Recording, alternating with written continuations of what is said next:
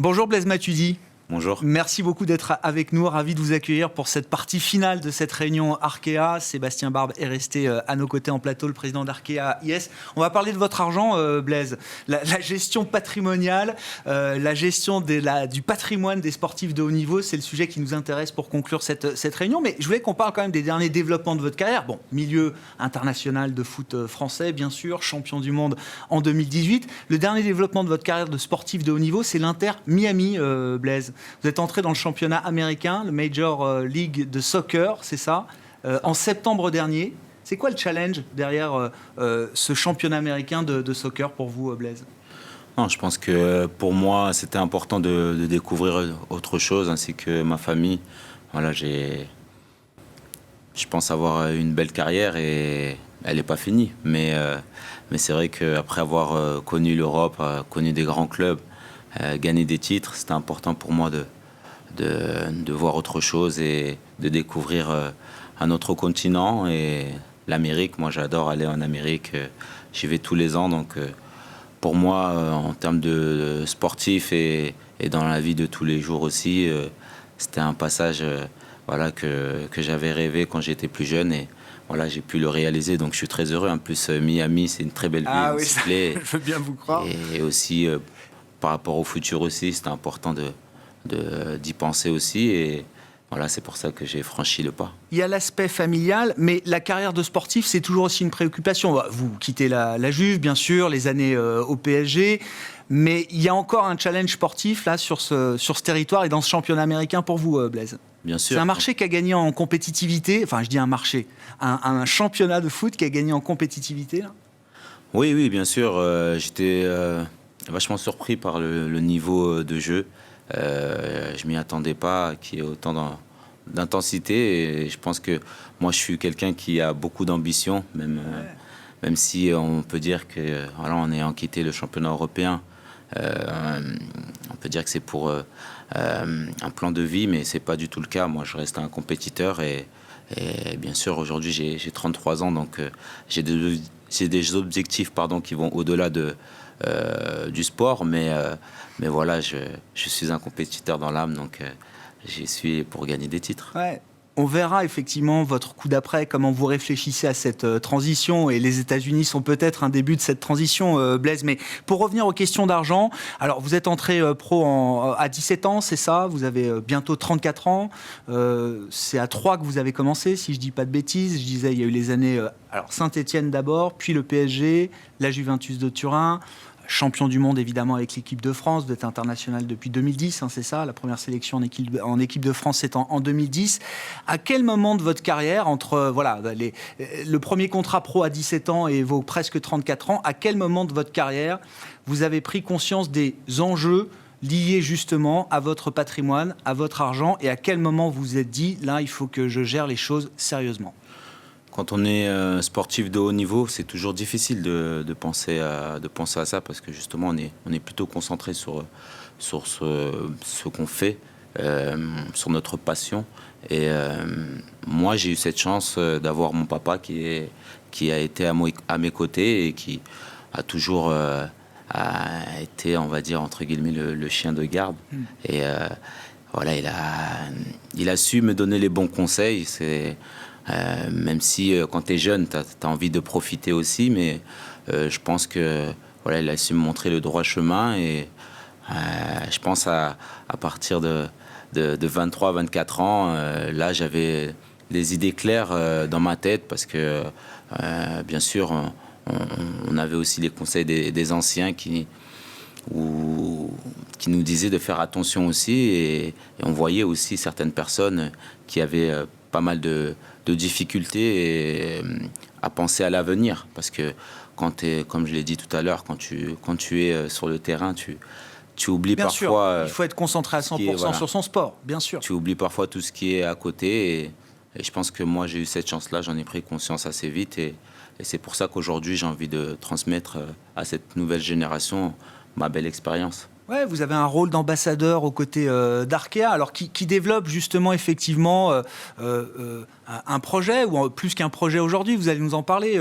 Sébastien, autour de la gestion patrimonial pour les sportifs de haut niveau, les footballeurs et les autres. Mais enfin, le constat de départ, il est quand même incroyable. Il y a un chiffre très marquant que vous nous apportez, Sébastien, c'est que la grande majorité des joueurs de Premier League, le championnat anglais, se retrouvent ruinés quelques années après la fin de leur carrière. C'est ça. C'est une étude choc du Guardian, 60%, donc 6 joueurs sur 10, après la fin de leur carrière, 5 ans après, ils sont ruinés.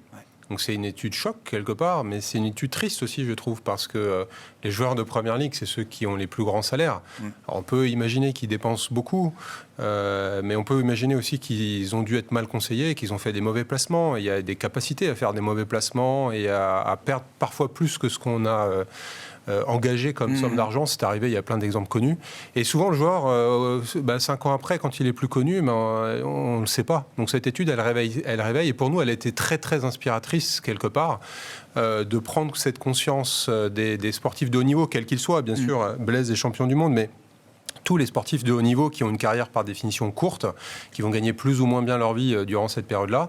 Et c'est vrai qu'avec Arkea, on a monté une offre commerciale aujourd'hui qui s'appelle First Business Coach, qui s'adresse à l'ensemble des sportifs de haut niveau, qu'ils soient petits ou très connus, qui allie à la fois les conseils d'optimisation fiscale pour les joueurs qui débuteraient par exemple leur carrière et qui commencent à s'en préoccuper, jusqu'à effectivement la banque privée qui va s'occuper des joueurs avec des patrimoines et une certaine complexité. Donc oui, ça nous tenait à cœur d'épouser cette cause-là, et Blaise est notre ambassadeur. Ouais. Et alors, quel est l'investissement que vous mettez dans cette fonction-là, Blaise? C'est quoi? L'idée, c'est que vous apportez un retour d'expérience peut-être à des jeunes sportifs de haut niveau qui n'ont peut-être pas encore eu le déclic ou la prise de conscience du rapport à l'argent et de l'importance quand même d'avoir des objectifs de patrimoine en tête?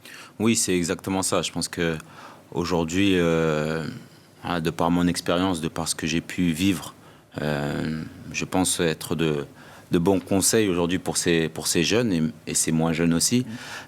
Parce que quand on est, comme je l'ai dit tout à l'heure, quand on est dans notre domaine, on a parfois tendance à oublier. Et justement, c'est d'essayer de les accompagner. Parce que c'est difficile aussi pour un joueur de haut niveau de prendre conscience. Parce que voilà, on voit tout ce qui est beau, mais on ne voit pas forcément l'avenir. Le football, ça dure un temps. Et derrière, il y a une vie. Et je pense que mon rôle aussi, c'est de faire prendre conscience à ces jeunes que voilà, le football, c'est pas toute une vie. Donc voilà, c'est vraiment un accompagnement après sur des choses qui peuvent être dans le domaine mobilier ou même à côté. Je pense qu'il faut réussir à être proche d'eux et aussi savoir le besoin, je pense aussi, qu'ils peuvent avoir avant tout.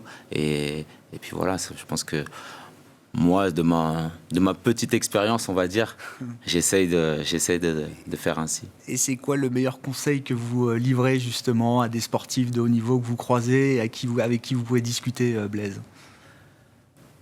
Non, le conseil, c'est bien sûr de faire attention avant tout, parce que, comme je l'ai dit, le football, c'est un temps. Et c'est vrai que aujourd'hui, de mes 33 ans, j'ai eu la chance d'aller d'année en année de franchir des étapes. Ouais. C'est pas le cas de tout le monde. Ouais.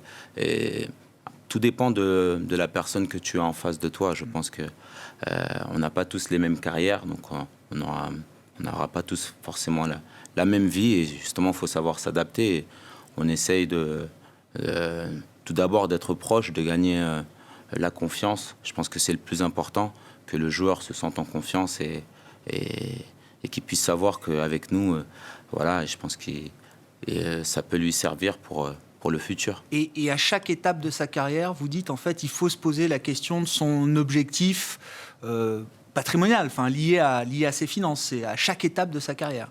Oui, bien sûr, il faut être à l'écoute. Il faut savoir être à l'écoute et puis après essayer de l'aider, de l'accompagner. On n'est pas là pour diriger, mais on est là pour accompagner le joueur dans ce qu'il souhaite et surtout aussi qu'il puisse faire attention. Ça c'est très important parce que voilà, ça va très vite. Bon, et alors, pour conclure, Blaise, comment est-ce que vous réfléchissez à votre carrière d'après le sport de haut niveau, qui sera une carrière encore active peut-être, Blaise? Oui, bien évidemment. C'est trop tôt pour poser la question? Non. Pour moi, il est temps maintenant. Ouais. Je pense que j'ai pas mal de projets en tête et je suis content aujourd'hui de pouvoir accompagner First et bien sûr Arkea. Je pense que pour moi, c'est une très belle chose et ça me sert d'expérience, on va dire. Et puis par la suite, oui, j'ai d'autres projets et je pense que je suis dans le bon moment de ma carrière pour pouvoir y penser maintenant et on essaye et puis après on verra ce qui se passera. Bon, Sébastien, un mot de conclusion? Non, mais c'est vrai, moi j'ai eu la chance de découvrir effectivement Blaise et de parler de sujets qui ne sont pas de football, qui sont au-delà du football, de découvrir aussi une personnalité très riche, qui, comme tu le dis, fait attention, réfléchit à la suite, avec beaucoup d'humilité, et ça c'est... dans le monde du sport de haut niveau, c'est aussi quelque chose de très appréciable. Merci beaucoup. Merci Blaise d'avoir été avec nous pour conclure cette réunion Arkea. Blaise Matuidi donc, et on vous souhaite le meilleur évidemment dans le championnat américain de soccer.